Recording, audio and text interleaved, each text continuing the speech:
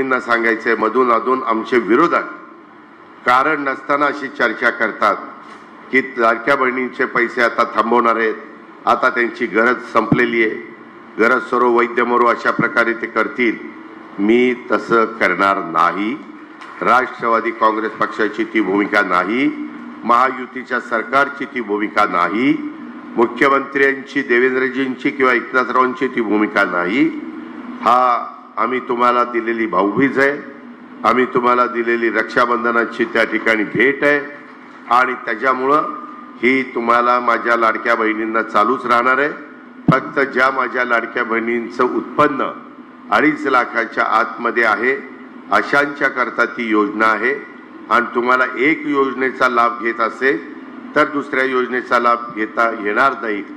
जर कोण संजय गांधी निराधारचा लाभ घेत असेल तर त्यांनी ठरवावं की मी संजय गांधी निराधारचा लाभ घ्यायचा का मी लाडक्या बहिणीचा लाभ घ्यायचा. तो सर्वस्वी अधिकार हा आमच्या लाडक्या बहिणींना आम्ही दिलेला आहे.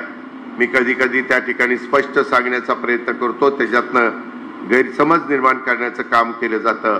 शेवटी हा जनतेचा पैसा आहे, हा व्यवस्थितपणे त्याचा विनियोग झाला पाहिजे आणि आपण चांगल्या दृष्टीनं योजना आणतो, चांगला आपली कल्पना असते, चांगलं आपलं विजन असतं, पण त्याच्यातून काही विकृती, काही चुकीच्या काम करणाऱ्या प्रवृत्ती हे त्याला गालबोट लावण्याचा प्रयत्न करतात.